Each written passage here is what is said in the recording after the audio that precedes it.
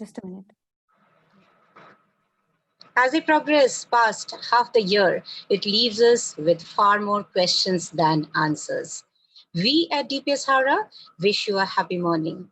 A very good morning to all our viewers out there. And with that, we bring forth a plethora of questions from economy and business to politics, technology, and of course, global affairs. And our student speakers in the webinar today should try to explore how the answers may play at the end of this year. Today's Interschool Student Conference holds special significance as it's the penultimate year to achieving a lot of goals by the end of the year 2020. From emerging victorious against our fight with the pandemic to the beginning of a new normal.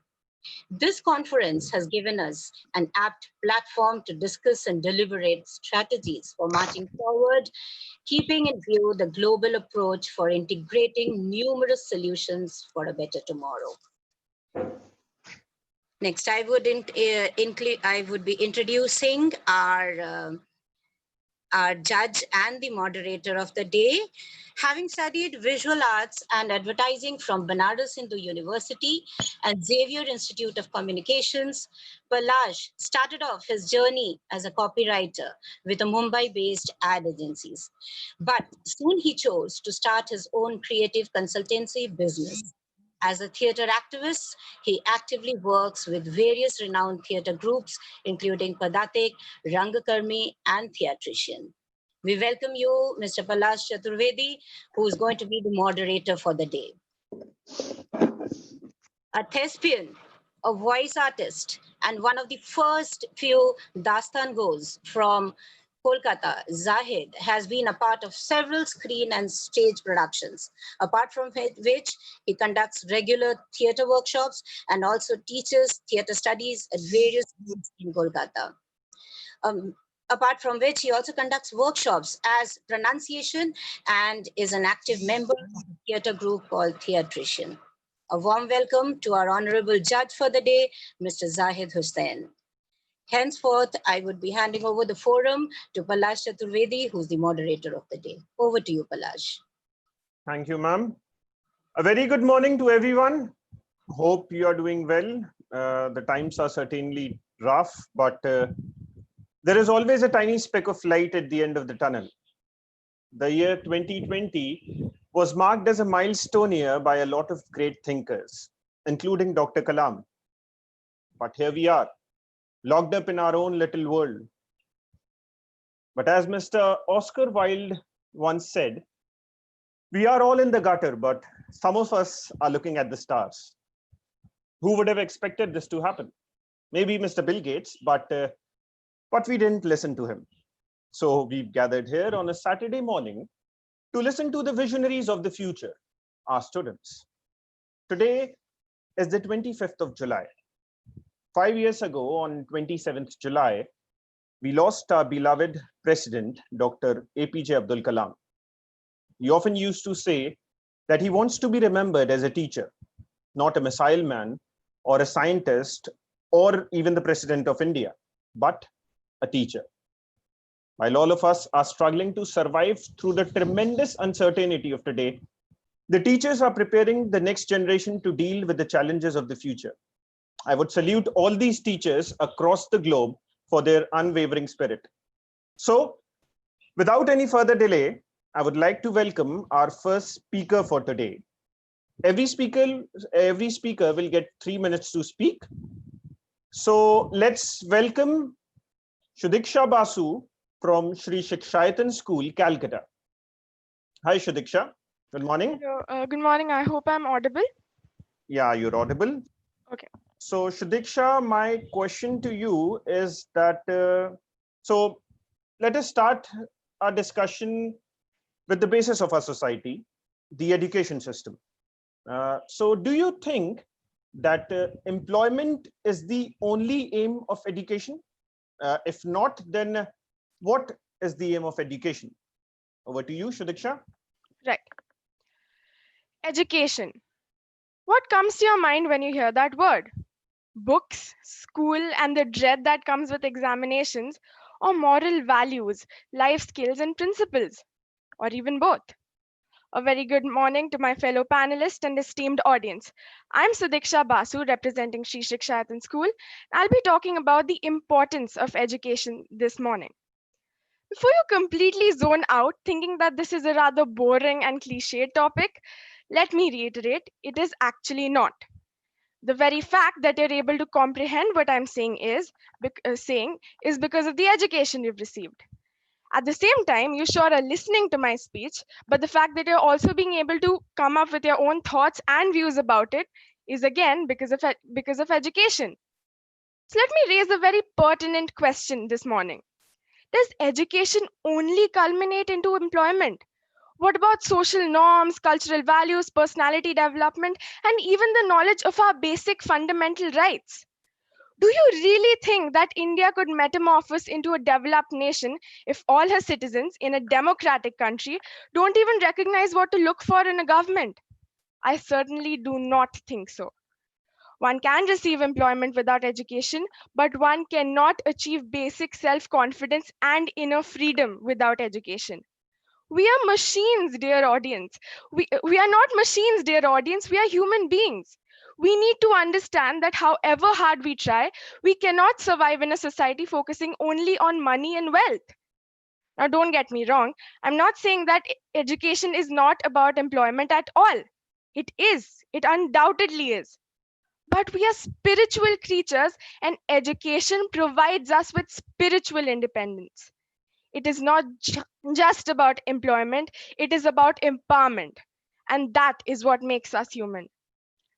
Before I conclude, I would like to refer to one of the greatest visionaries of our nation, or rather, the entire world, Rabindranath Tagore. According to him, education, apart from anything else, is self realization, which means the attainment of the universal soul in oneself. This leaves us pondering, if the right values are not inculcated among individuals, would they be able to evince the traits of a good employee? Would they be able to contribute to a progressive society? Would they even be able to cope with the challenges that life throws at them? Think about it. Thank you. Well, thank you, Shudiksha. Uh, that was quite an insightful speech. I think Nakshat has a question for you. Nakshat? Yes. Am I audible? Yeah. Yes, you are. Ma'am, if schools start vigorous promotion of value education, do you not see a situation in which children start finding it annoying, boring, and completely disregard the subject as a whole? So if so, then what is your solution to this problem? Right. So, according to me, values need not be vigorously imposed on students. Instead, they should be instilled and inculcated through the natural process of learning. It doesn't have to be boring at all. As kids, we've all read fables and fairy tales of all kinds and learned many moral lessons from them, haven't we? I sure found them entertaining. Those little stories, little tales taught us the virtues of life. But not everyone comes from the same background or household, and not everyone has access to those sources. A lot of children also come from quite disturbed families as well.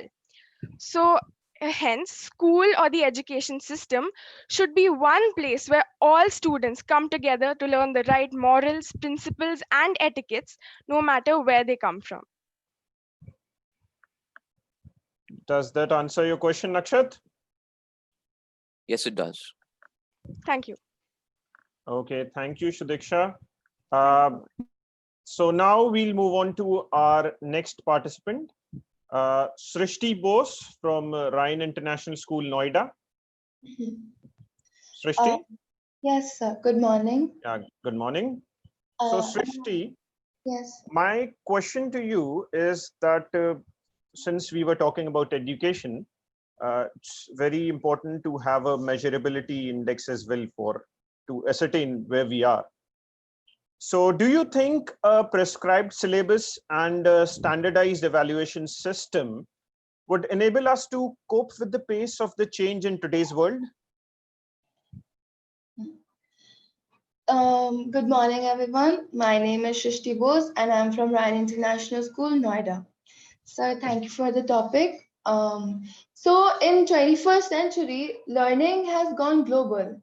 Today's youth will be competing tomorrow with students all over the world as it continues to shrink. What schools produce today will affect the country's economy tomorrow. So it is not just important but also necessary that we give importance to education reform in our country. Our curriculum standards need to stand up to other emerging countries on a global platform. If we have a uniform education system, the big idea behind it is that if everything is taught at the same time, then people can switch schools when moving and not miss their studies. Around the world, people should have a holistic approach towards the education system. Education with a holistic perspective is concerned with the development of students' knowledge in various important topics which are widely discussed in today's world. For example, racism, caste system, global warming, feminism, etc. The goal of modern education is to focus on ensuring that children would be problem solvers, decision makers, and enablers. Students need to leave school with life skills that help them navigate challenges even if they don't know the solutions to them.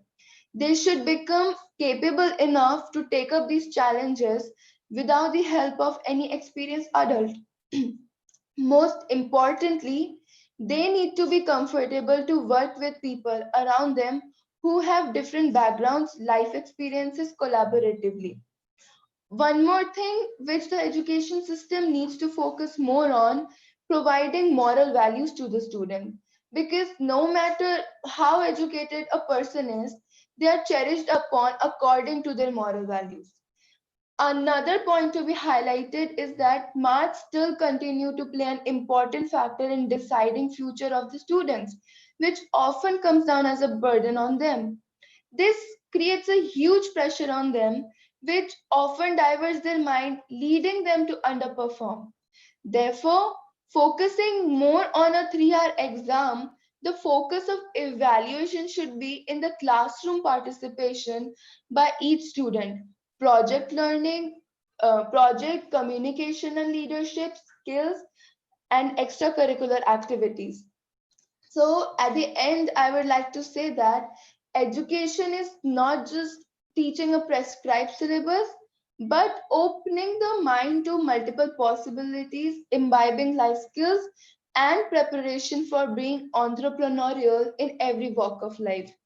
शिक्षा में सबसे ज्यादा ताकत होती है जिससे पूरी दुनिया को बदला जा सकता है बट दुनिया खुद एक ऐसी किताब है जिससे पाठ्यक्रम की सीमा से बांधा नहीं जा सकता thank you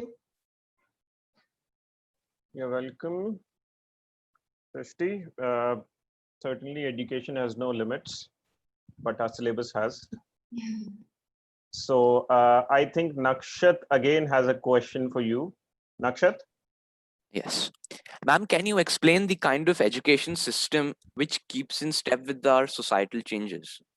So education helps in creation of a better society.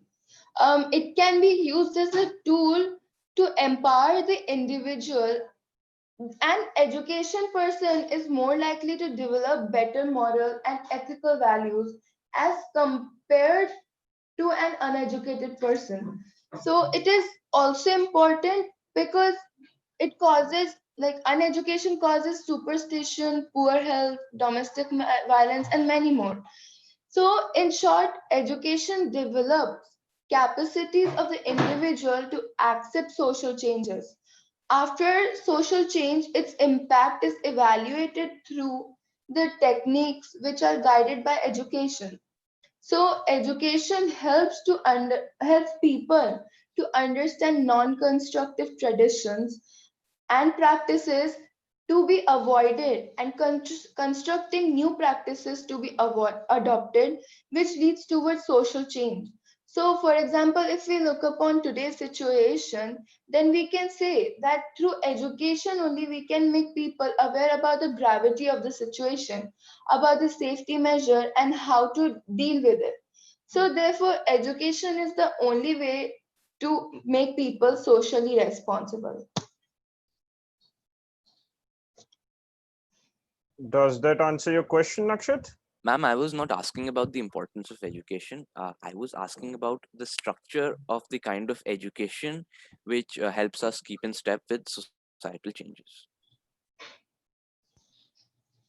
Uh, could you repeat your question? I want to know how you would structure that kind of education system. As you said, you do not want a predefined syllabus. So how would you structure that new kind of education system of yours to keep in step with societal changes? Is what I want to know. By making aware of them, of the social changes, of the, like feminism, if we talk about, we'll make them aware of them. Then caste system, we focusing on all these topics. It's not that only if India have caste system problem, then India should be only know about caste system. All the countries should know about it, but it is more important which country is dealing with it. Like India, it is more important to know about caste system than in America. So that's how we can bring about a social change. Akshat? Thank you, ma'am. Okay, so a lot of people have defined education in different forms. It said education is the kindling of a flame, not the filling of a vessel. So now, since you talked about a structure to our education system, so my next question is for Orko Prava Ghosh from BDM International. Orko Prava?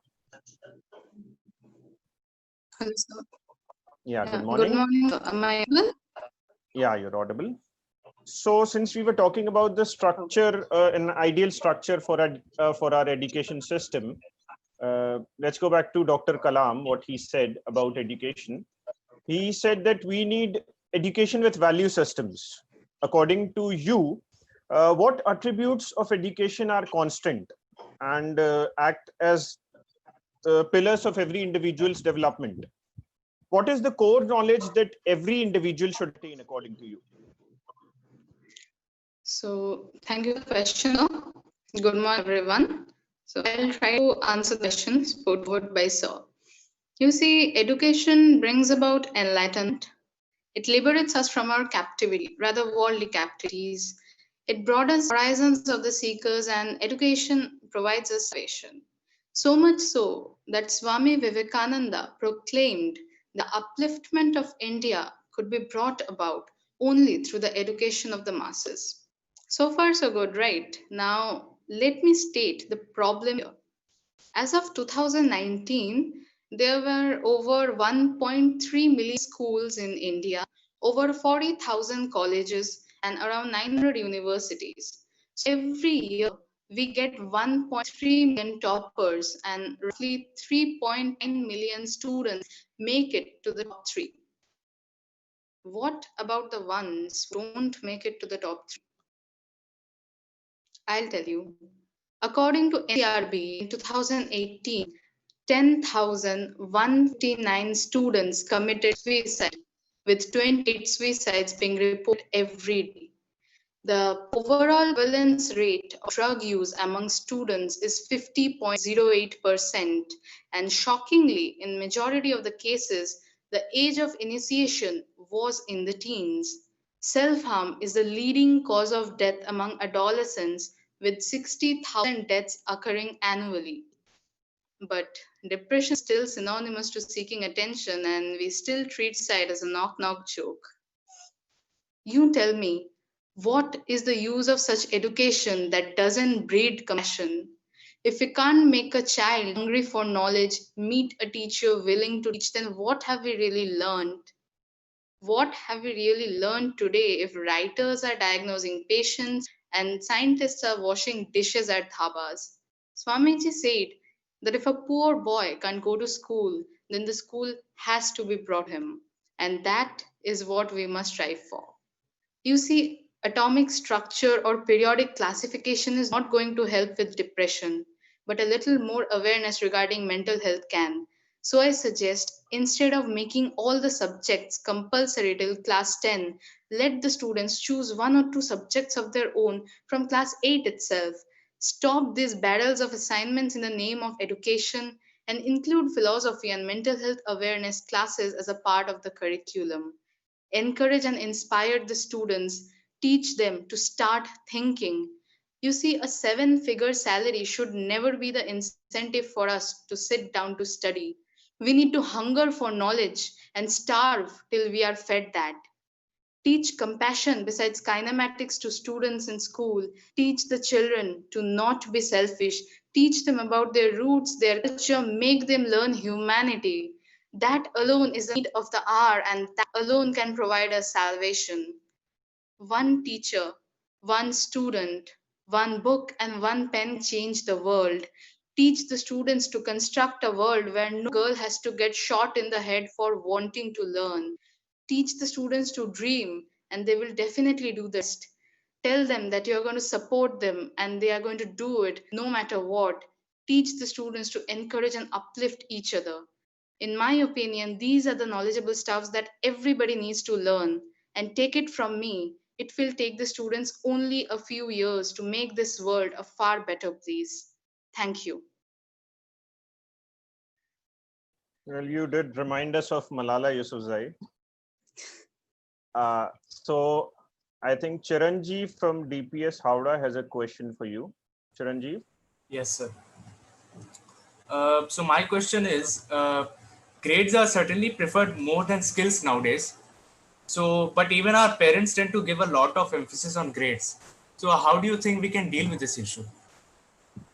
First of all, thank Chiranjeev for the question.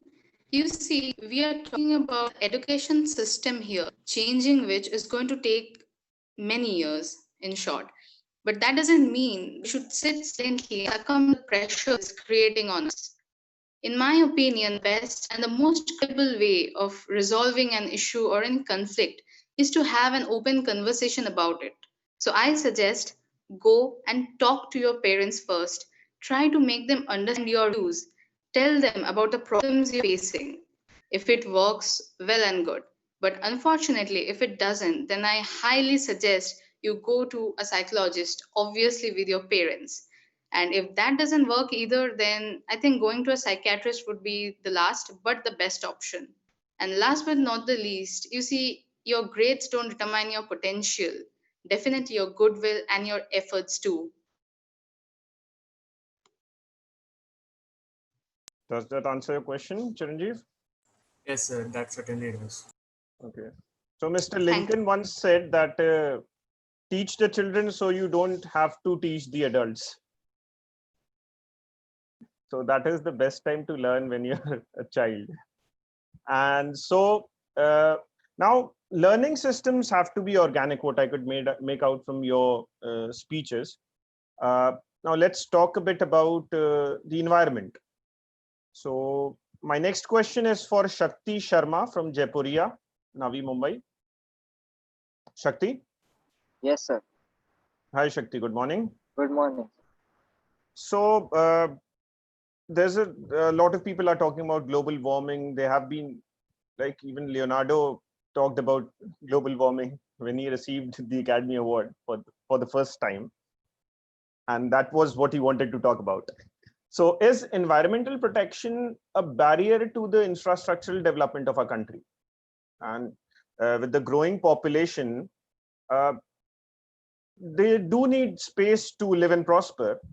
So can industrialization and environmental conversation coexist? Over to you. Good morning, everyone. I am Shakti Sharma representing Jaipuria School, Navi Mumbai. It's often argued that the pursuit of economic prosperity manifested in industrialization and urbanization has to lead to increased strain on ecosystem vitality, especially in today's competitive economy where investments go to whoever gets the job done the cheapest. People say that proactively protecting the environment will lead to missed opportunities, lost business, and as a result will be detrimental to the infrastructural development of the country. However, I feel choosing one does not necessarily mean that you have to sacrifice the other. In my opinion, environment protection is not a barrier to infrastructural development, with a few riders though. In fact, protecting the environment can only be made possible by investing in schemes and programs to do the same. Coming to the question, is it possible to find equilibrium between industrialization and environmental conservation?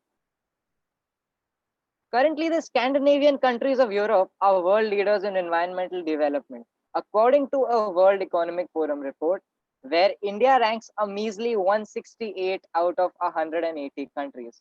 That's right, 168 out of 180. The UK and the US also enjoy a sub 30 rank that is hard to argue with, given their massive and incredibly maintained system of national parks, forests, recreational areas by the federal government, plus an even greater number of district and state maintained parks and forests. Moreover, their comprehensive and stringent environment protection guidelines and agencies serve as mechanisms to prevent environmental misuse. Now, before you tell me that comparing the US to India and the UK to India is unfair, let me tell you, at some point, the USA and the UK too were undergoing industrial revolution. We've read about it raining soot, and we've read about black skies in the UK in factory towns in secondary school history. It was controlled. It was controlled not by giving up industrialization as a whole, but by strict regulation of industry. Basically, forcing industrialists to not cut corners and use technology that keeps the sky blue. Although today's manufacturing processes have changed, India stands to benefit greatly from industrial regulation. That is, inviting people to set up industries, develop real estate, set up businesses, but at the same time, implementing a basic environment protection guideline. Apart from this, there are many more things that we can do in India that will lead to an equilibrium between ecosystem conservation and economic development. With the first one being red tape reform. Although regulatory laws still exist right now, their implementation in India is clearly lax, especially in the unorganized sector. Even after 11 national 5-year plans, yes, 11, we still hear of sand mining, debris dumping, land encroachment, unauthorized deforestation, and release of untreated sewage into water bodies. This is clearly a failure of our bureaucratic mechanism. Reform of the system stands to benefit the country greatly. And the second one being the obvious, education of the masses. If we want to meet our 5 trillion economy goal sustainably, we must educate people on the importance of sustainable practices and why they are essential, for they are the ones who will ultimately push the economy towards its goal. All in all, the dream of a simultaneously developed and green India can definitely come true, given that a basic level of guidelines are respected by the government, industry, and the citizens alike. And if the stakeholders are educated on the need for environmental conservation, for now, we must strike the right balance in order to meet our goals sustainably. Thank you.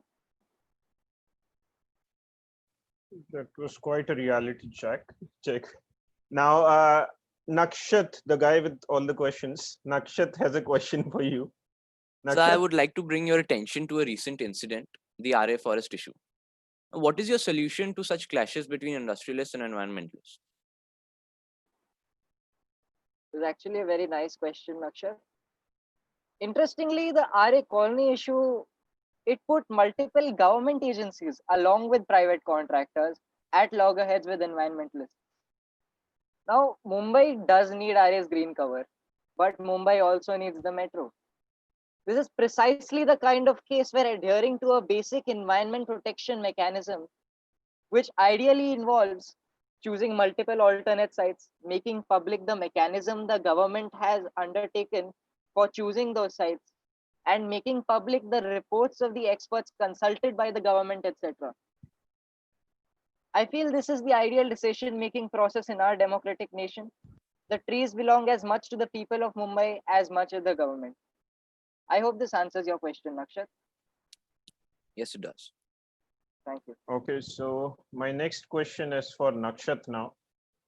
So nowadays, because of the pandemic, we are more dependent on technology. Uh, and our dependence on technology has actually increased tenfold due to the pandemic. So, do you think technology is taking control over us instead of us controlling the technology? Nakshat? Thank you for the question. Now, it is a fact that technology today has become inseparable from our daily lives. However, with the constant evolution of technology, what does it hold for us? How will we define it? In the most simplest of words, technology has been assumed to be a tool crafted by human intentions, either that of the user or that of the developer. However, is this assumption correct? Good morning to everyone. Today, I shall be speaking on whether our increased dependence on technology has enabled technology to take control over us. Now, technology today has been reinvented as almost a part of our body. When you use a calculator or fly in an aeroplane, you attempt to carry out a task which isn't feasible to perform due to our own bodily limitations. In other words, we can say that technology has become an auxiliary part of our body which either empowers or hinders the human person. Now let us come to the point about intentions which I was referring to. When social networking sites were first created, the most fundamental purpose that they served was to facilitate the process of communication and to make it more efficient.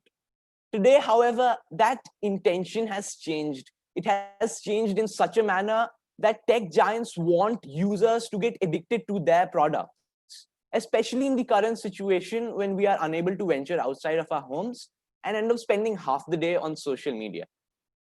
This gives us a feeling that we are being dictated by technology when in fact it is the intentions of the app developers which is dictating us. At this point, I would like to introduce another school of thought. This school of thought is of the belief that it is technology which shapes us. We believe technology to be an instrument of great benefit and we continue to upgrade it. In return, we have become instruments for technology. The entire existence of the Silicon Valley is a testimony to the fact that people spend their entire lives working for technology. Ladies and gentlemen, from the current perspective of the pandemic, everything that we do is based on what technology provides us with, be it news or be it communication, be it entertainment, be it food delivery. Each one of these is dictated by the smartphone right here. And if it happens to get damaged, we lose our connection with the globe. Ladies and gentlemen, the greatest takeaway from this point is that we as individuals need to evaluate what aspect of technology is beneficial or detrimental for us. If we feel that technology is controlling our lives, our behaviors, our emotions, our mental attributes, then it is not just because of the manner in which technology is being created, but rather because of the amount of importance that you attach to technology.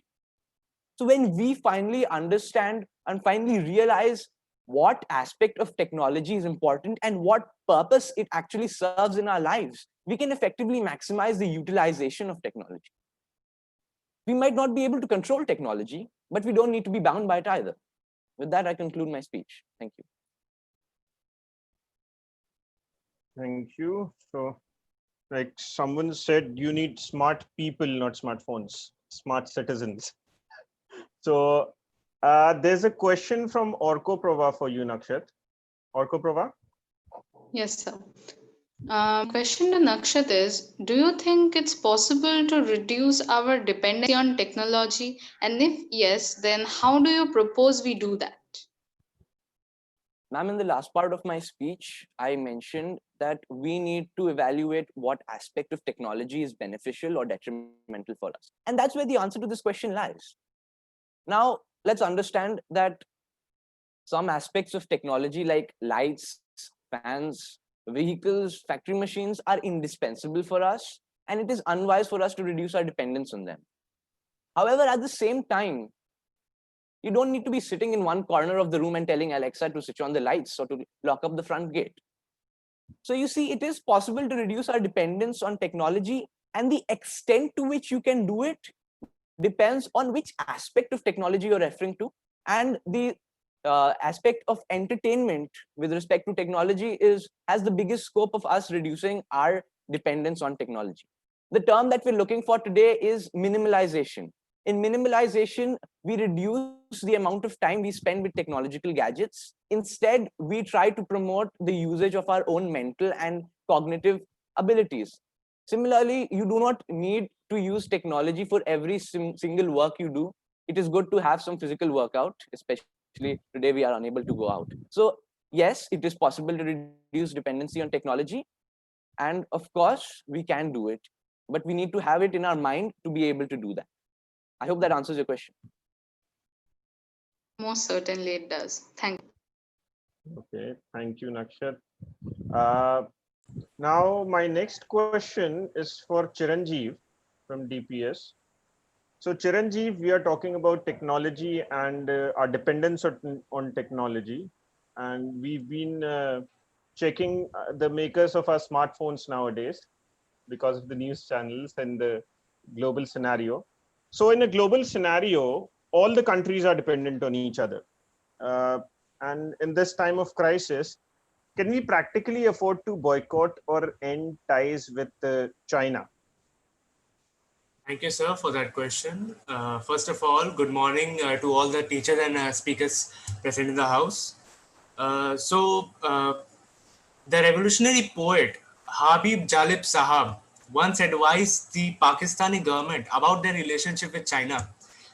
And he said, चीन अपना यार है उस पे जान निसार है पर वहां जो निजाम है उस तरफ ना जाइए. So are you getting my point? So in today's global scenario, while we talk about dealing with China diplomatically, it is high time that we start actively working towards it and become self-sustainable or Atmanirbhar. It is a transition that would certainly take a lot of time. As the Chinese proverb goes, the journey of 1,000 steps begins with one step. The truth is that China hasn't only entered our homes, it has already entered our lives, our markets. Look around yourself. We are surrounded by products that are made in China, whether it is our markets or our homes. We find ourselves trapped with Chinese products like our phones, TVs, watches, laptops, and even children's toys. And even the lights that we use in most of our festivals comes from China. Did we never saw this coming? Let us look back at a bit at the history of this issue. In the year 2000, China joined the World Trade Organization and promised to liberate its economy for better trade. Well, it did abide by these words to a certain extent.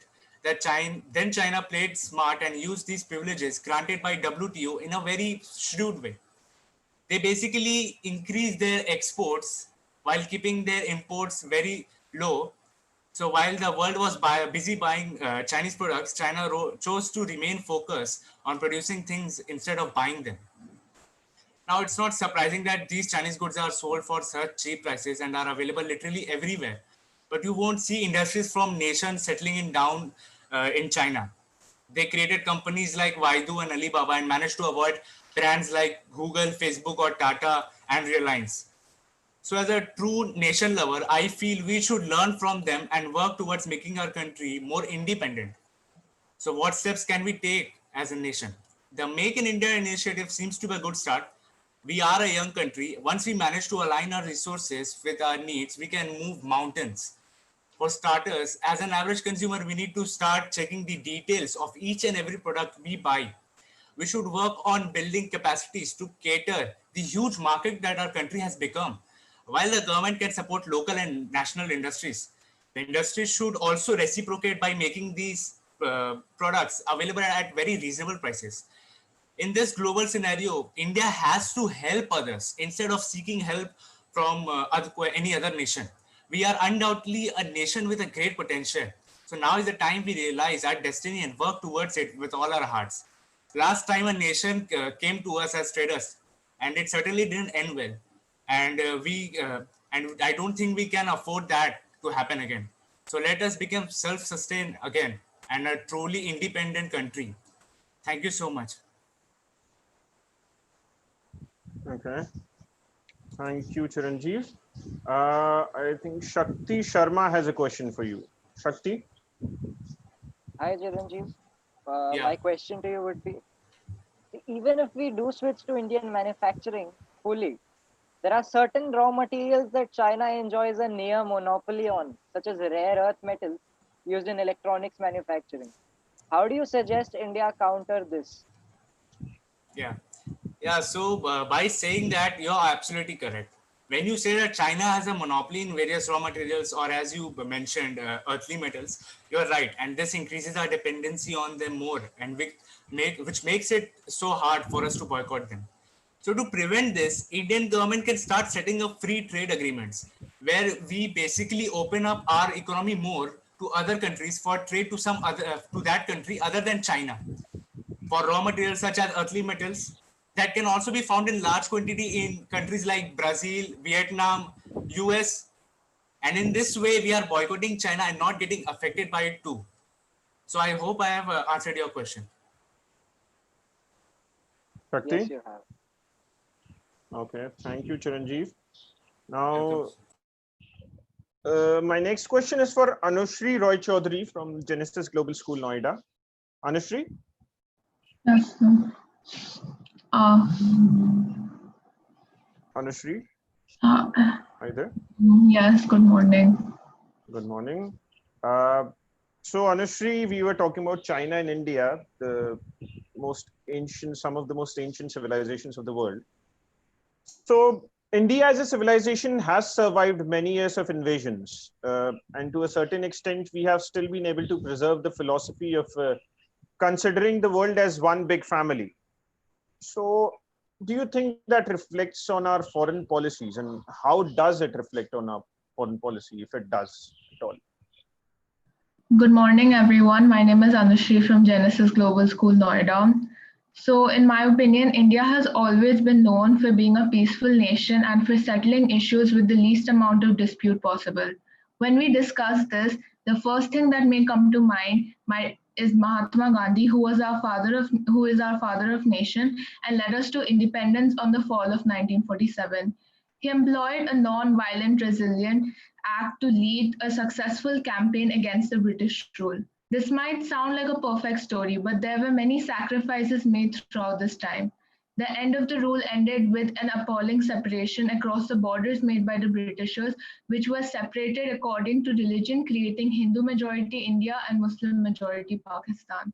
Now, till this day, we still struggle with border separation, with constant fear in the borders due to the lack of aggression, and confiding to the Britishers' convenience in the past may lead us to big debt now in the future.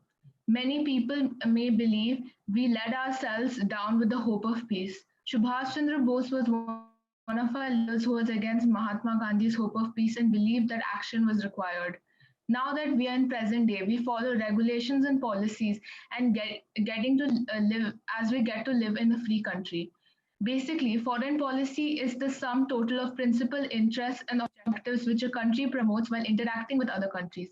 Even though there are certain basic features of foreign policy, it is not a fixed concept, it is dynamic. Furthermore, dimensions of foreign policy keeps on changing according to the changing international conditions. Moreover, history, culture, geography, economy of one country shapes its foreign policy. Talking about India, our first Prime Minister Jawaharlal Nehru is the architect of the country's foreign policy. Since he is not only a prime minister but was also the foreign minister for over 17 years, which were the formative years of independent India. Objectives of Indian foreign policies was preservation of national interests, achievement of world peace, disarmament, independence, and principles were Panchil, non-alignment, anti-colonialism, anti-imperialism, anti-racism, foreign aid. Article 51 of Indian Constitution lays down some directive principles of the state policy on promotion of international peace and security. The state shall endeavor to promoting international peace and security, maintain just and honorable relationship with nations, fostering respect for international laws and treaty obligations in the declining of organized people with another, and encourage settlements with international disputes by arbitration.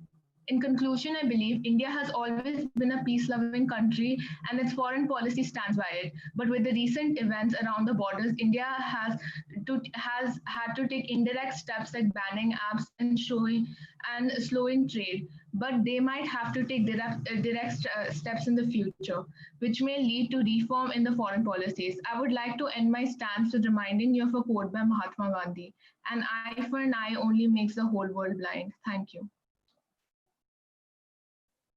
You're welcome. So Shudiksha has a question for you, Anushri. Shudiksha? Right, Anushri, my question to you is, what do you think is more important? World peace, which is a rather utopian idea, or defending the honor of your nation? Okay, world peace is something desirable by like all countries, but may not seem possible as you described. And with like recent events around the world, and what like world peace is something that doesn't seem realistic in the position India is in right now. Defending and honoring your nation can prove your stance in the international forum when it comes to opinions and discussions.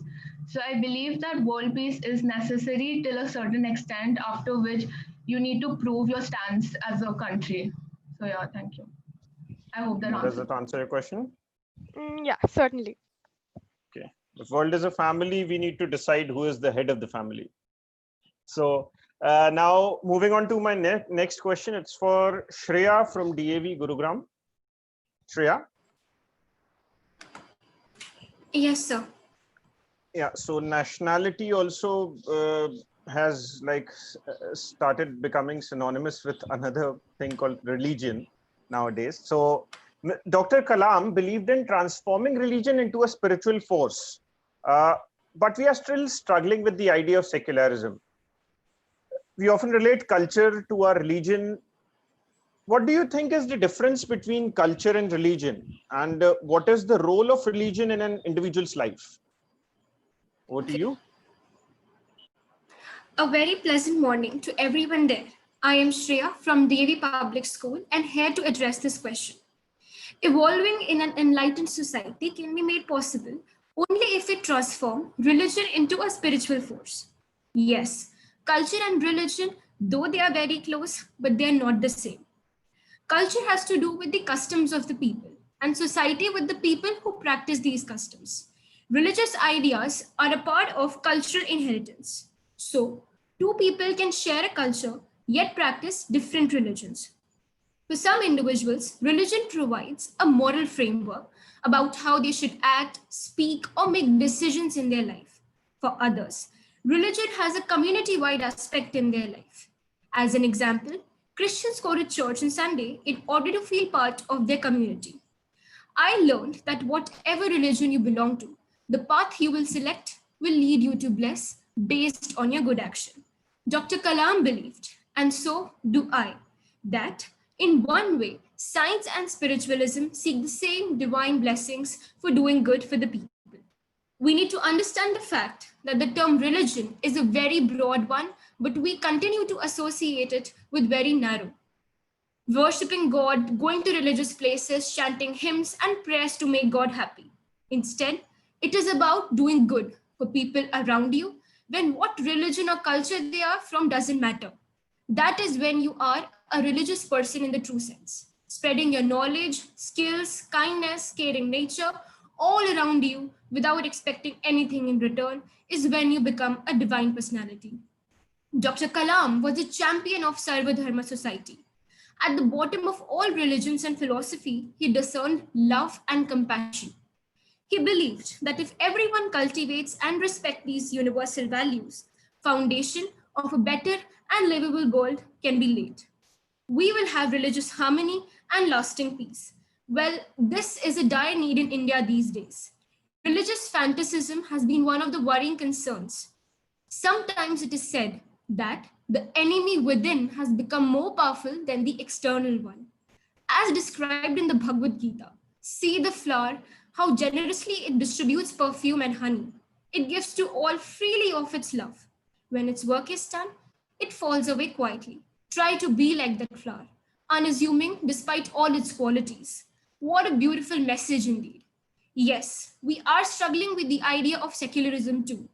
It is basically an ideology, and India adopts it, which says that every religion is equal in the eyes of law and would be treated equally.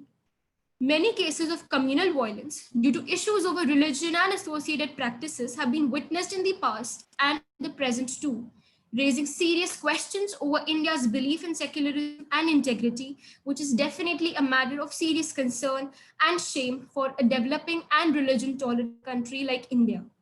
Well, I would also like to put some light and context with the present times. We all have been suffering from the COVID-19 pandemic since last 6 months.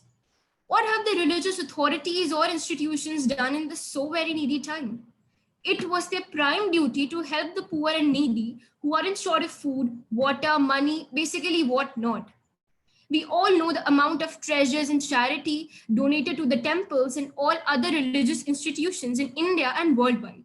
But the help and support given by these religious institutions has not been satisfactory at all. It's high time we think about humanity at large scale rather than mere religion. This shows that in today's world, following religion is only about worshipping, chanting in the name of God and nothing else. All the priests and religious authorities bow down their knees when it comes to charity because they don't want it to share with the right person.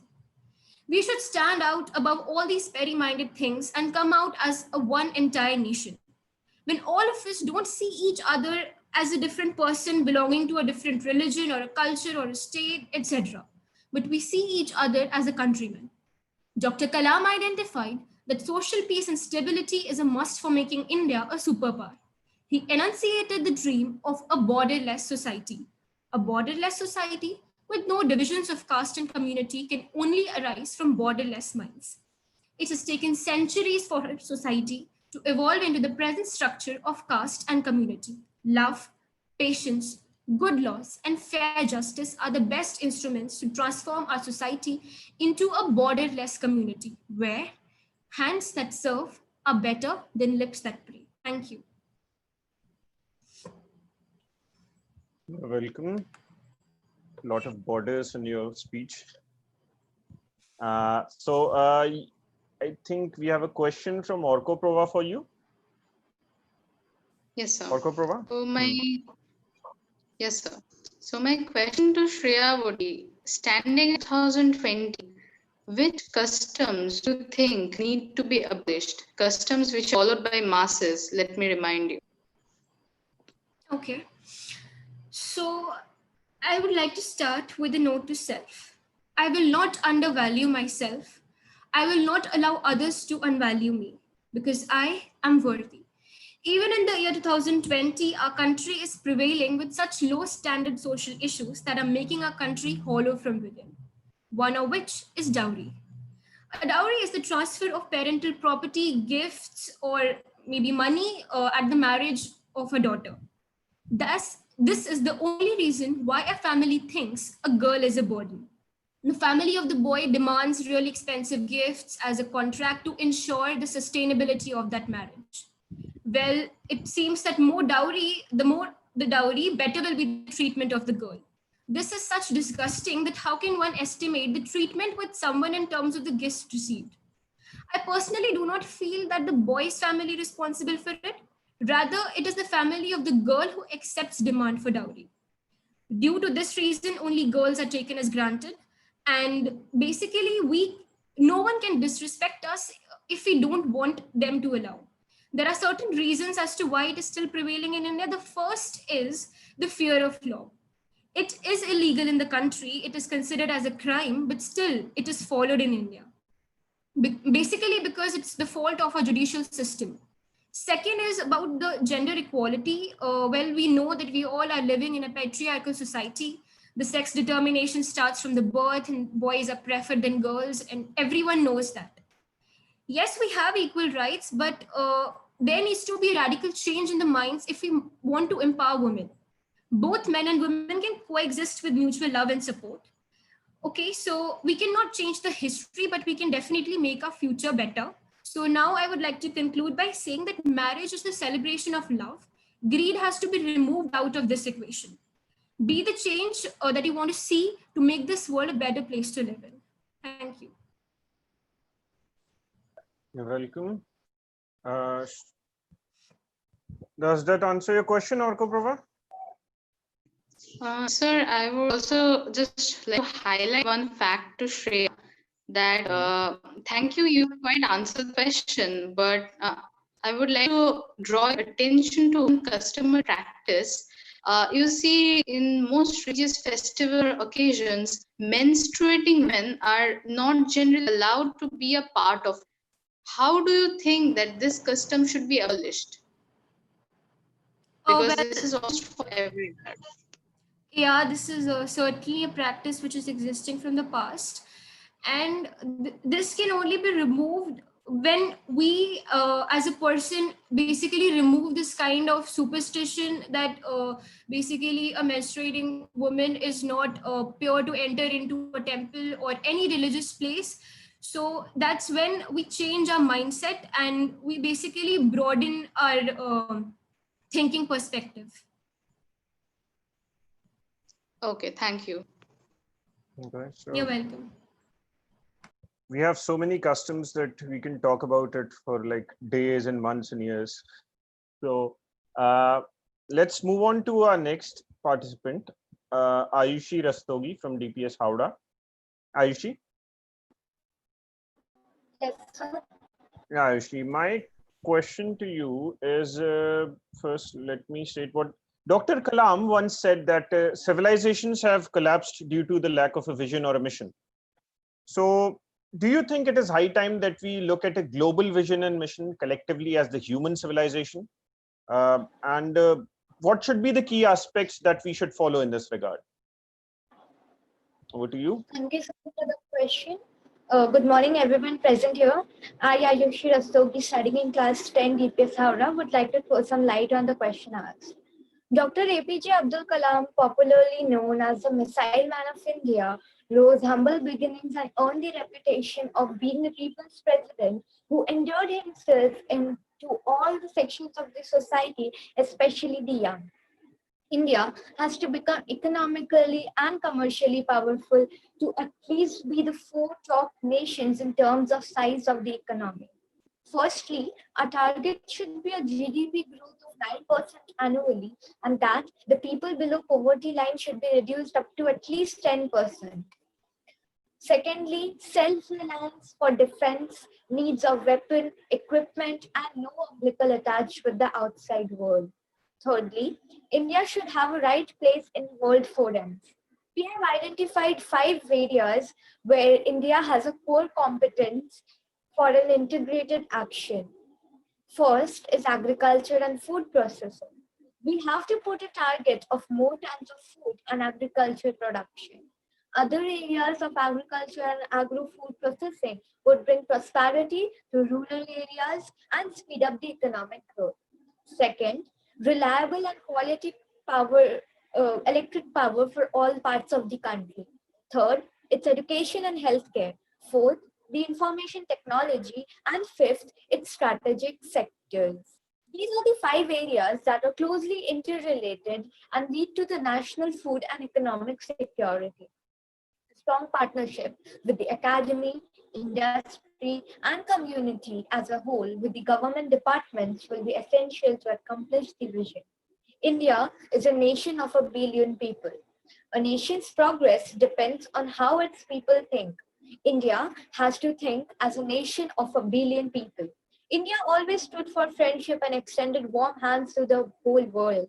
We have made significant achievements in the food production, education, health sector, mass communication, industrial infrastructure, informational technology, science, and defense. Our nation is endowed with natural resources, vibrant people, and traditional value systems. In spite of these resources, a number of our people are below poverty line, undernourished, and lack primary education itself. It's not just about the nation, but the entire human race. It's not just about being industrially developed, but being a more developed species. We should focus on having more smarter humans than having more smarter phones. In this regard, India would be the global leader due to its population. A country needs to have a characteristic or as defined in the Thirakul composed over 2000 years ago. That is, the important elements that constitutes of a nation are being disease-free, its wealth, high production, harmonious living, and strong defense. All our focus should be focused towards building these five elements at various levels in a coherent and integrated manner. Today, our country is facing challenges such as cross-border terrorism, certain internal conflicts, and unemployment. To face these challenges, there must be a vision to ensure focused action. What can be the vision? It can none other than be transforming India into a developed nation. As it was said in the Trust of Destiny, the ambition of the greatest men of the generation has been to wipe every tear from every eye. That may be beyond us, but as long as there are tears, even in one eye, our suffering will so long will not be over. Can government achieve this vision alone? Now we need a movement in the country. This is the time to ignite minds of the people for this movement. We have to work for it. We cannot emerge as a developed nation if we do not transact with speed. I recall the saintly poet's Kabir wisdom to us. Kal kare so aaj kare so ab.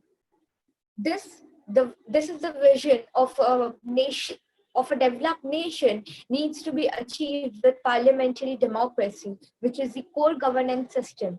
APJ Abdul Kalam was convinced that our nation with a strong, vibrant and brilliant population can contribute to realize these elements and stand up strong, independent and fulfill the vision and mission collectively. Thank you. You're welcome, Ayushi. Shakti has a question for you. Shakti. Hi, Ayushi.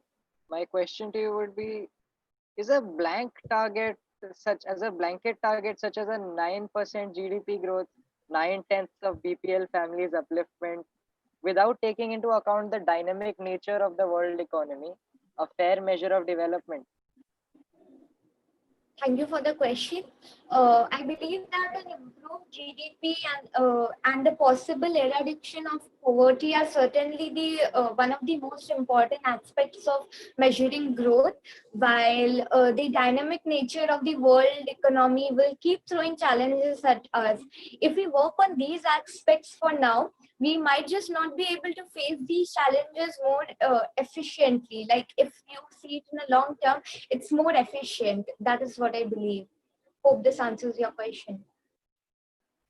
Yes, it does.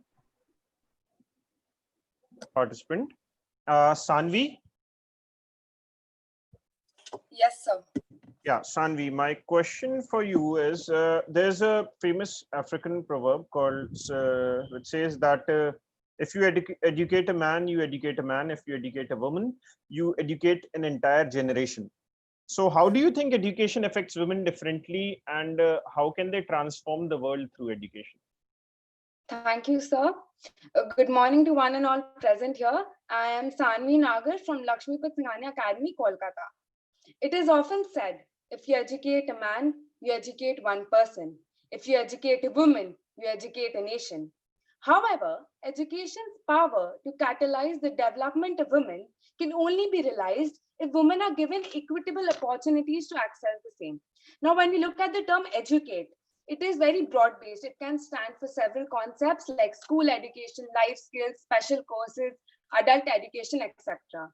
We all know that education is a basic right for all. But education for women is especially effective since it has far reaching consequences for the community to which they belong and empowers them on a wide range of perspectives, including health and employment. We can broadly define some of them. Number one would be boosting economic growth for women and girls. Now, women are likely to improve their livelihoods and generate greater productivity gains from economic growth on being able to apply the better knowledge and skills which they imbibe on being educated.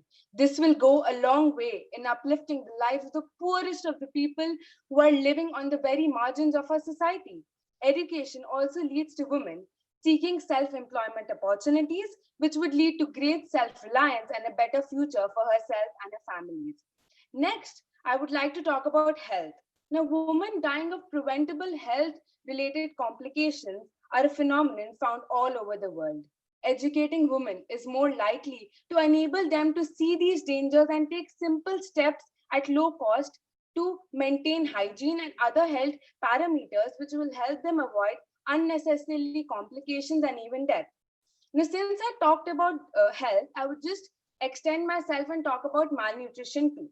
Now, educated mothers will likely know about the appropriate health and hygiene practices to follow, as well as the best nutrients to give to their children so as to prevent malnutrition. This will be the right step towards eliminating malnutrition, which is responsible for more than a third of global child deaths. Education enhances job opportunities, helping women to escape poverty. Coming to this point, as compared to uneducated women, educated women are more likely to secure higher paid jobs, which will provide them good working conditions and more disposable income, and also the higher pay will help them in lifting the economic status of their households and in the long run help them come out of poverty permanently. Education also empowers women to to fight over discrimination. Now we know that discrimination is still prevalent. It has not vanished all away. Now education empowers women with greater awareness of their rights, and this awareness leads to resistance to discriminatory practices such as child marriage, inferior jobs, less pay for the same job, etc. Education also imparts a greater confidence to women, which leads to greater freedom in choosing the options available to them, be it higher studies, marriage, employment, and many more. It also gives a long way in preventing child marriages. Since the longer the time a child or a girl spends in school or colleges educating herself, the less likely is she to get married off early. Last but not the least, education is indispensable in strengthening the bonds that hold women in communities and societies together. Education helps women to understand the political scenario, be it their communities, villages, towns, states, or the country at large. This understanding leads to greater section of women taking an active part in the political process and also aim for capturing the leadership position. It also helps in bonding these communities and societies together. Thus, we can see that educating one generation of women has a multiplier effect on the succeeding generations, as an educated woman would like to see her daughters also educated, and so on and so forth. It would not be out of the place to remember Savitribai Phule, who established the first school for women in India at Pune in the year 1849 and also became the first female teacher. We can draw inspiration from this rich legacy and continue the good work done by her. Let us remember the words of Nelson Mandela. Education is the most powerful weapon which you can use to change the world. Thank you. Thank you so much, Shanvi. Now we have a participant from UAE, the Shining Star International School UAE, Naka Mohammed. Naka? Yes, hi, good morning, sir. Am I audible? Yeah, you're audible. Good morning. I would like to ask you, it's not exactly a question. I want to know something that I've heard a lot about UAE's policies and how it has built a vision for the next 50 years. So I would like to ask you, what can the world learn from UAE? Thank you, sir, for the question. So before I begin, I would like to say a few Arabic words by our father of the nation.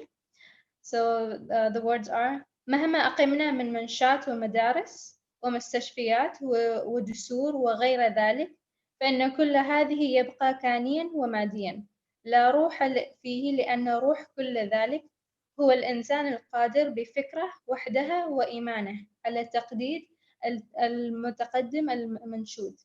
So I'll translate this later during my speech. So good morning, respected teachers, fellow panelists, and member of the audience. My name is Naqa Mohammed, and I'm a representative of Shining Star International School here in the UAE. So the UAE is basically a federation of 7 states that has grown from a quiet backwater to one of the most important economic centers in the Middle East. Ever since oil was discovered and oil exports began, the country's society and economy have been transformed. Despite being a very, very small country comparatively to China, Russia, and all those powerhouse countries, its achievements in certain fields have been quite extravagant in the last decade, going from being proclaimed as the most generous country in the world to winning the bid to host the phenomenal event Expo 2020, which unfortunately has been postponed during the global pandemic. So, of course, the UAE has its fair share of experience with the global pandemic. Regarding the strict policies that you mentioned, these were especially, how can I say, exposed during this difficult time. So basically, the extreme measures and especially preventive measures were taken so that the number of cases of the virus does not go to an all-time high. So one of the most important things we've done here in the UAE is initiating a national sterilization program, where the whole country goes under lockdown, and for the for a few hours, the municipality is in charge for sterilizing the streets and the public places where the virus has been most affected.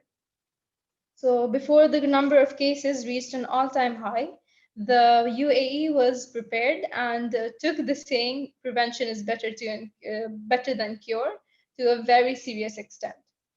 Another highlight of the year for the UAE is the launch of the Hope probe, which will be the first probe to provide a complete picture of the Martian atmosphere and help answer key questions regarding the climate dynamics and weather changes of the red planet. So now these examples bring us to the national priorities that will help the nation's vision actually, into a reality. So these being competitive knowledge and economy, sustainable environment and infrastructure, world-class healthcare, first-rate education system, safe public and fair judiciary, and lastly, cohesive society and preserved identity. Achieving this vision will, of course, be quite the task, which brings us back to what I said earlier, the few words I said in Arabic. So translating them here, His Highness Sheikh Zayed bin Sultan Al Nahyan once said that no matter how many buildings or foundations or schools or hospitals we build, or no matter how many bridges we raise, these are all materialistic entities. The real spirit behind the progress is the human spirit, the able man with his intellect and capabilities. Thank you. Thank you so much, Naka. Uh, Hopefully, when this situation ends, we might get to visit UAE sometime. Please do. It'll be a fun experience. So now I've got a question from Nakshat for Sanvi. Yes, sir. Yeah, Sanvi. Nakshat, your question, please. With the rigid societal structure in India, in rural India, how do you suggest that women overcome the biggest obstacle in their path, namely social ostracism? Thank you for your question.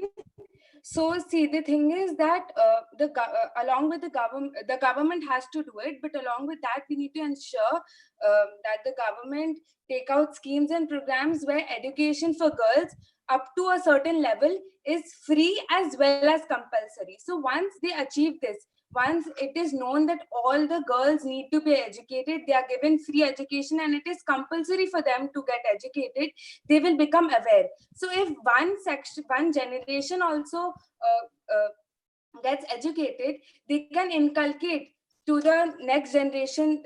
They are there in the rural areas. One example which I would like to quote is that we see in Australia, education is free and compulsory for all women up to graduation level. So this ensures that every girl in Australia is educated till graduation level, which is free. So parents they are not hesitant that we have to spend a lot of money in getting them educated, because the government is supporting them with education. We find that there are so many Australian presidents have been women. It is all because of the education. So there has to be a system where it is ensured that everyone is given compulsory education, yes, but that has to be supported with a free education, so that people are not hesitant in not sending their girls to school and get educated. I hope that answers your question, Akshat. Yes, it does. Thank you. Thank you for such a civilized and such an enlightening session, all the students. Thank you so much. Now I realize why Dr. Kalam always wanted to meet more students. So now I would like Meeta ma'am to continue the session from here. Yes, sir. Thank you, Ma'am? Pallav, sir. Yeah. Thank you, Pallav, sir. Now I would like to invite the person whose vision has nudged us to bring forth this forum, this global forum, where indeed we saw young visionaries for a better tomorrow.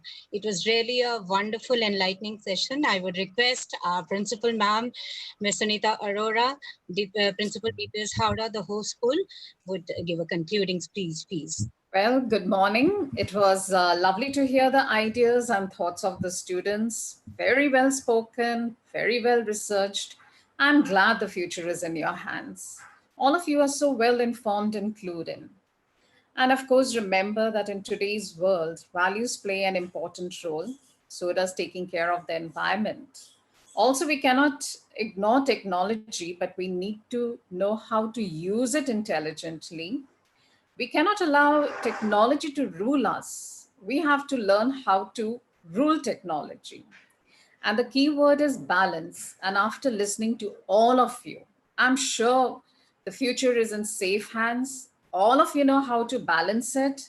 That I think a borderless community is definitely a possible phenomena. I'm so glad, that we conceived this program because it was really inspiring. Students really, indeed, inspiring listening to all of you.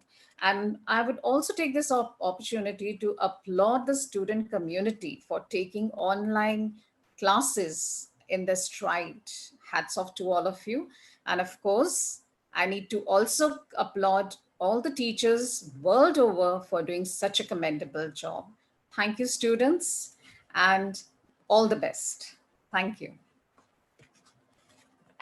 Thank you. Thank you, ma'am. And indeed, this was a forum where we saw schools across the country, across the globe, coming together on this forum, talking to everybody online, and for portraying their visions, which has really been very enlightening. With that, of course, I should take this opportunity to thank all principals of these participating schools who have facilitated these students to present their vision, their speeches across to all the viewers. So a warm thank you. And with that, a very good afternoon to all of you with the day looking forward. Thank you, everybody.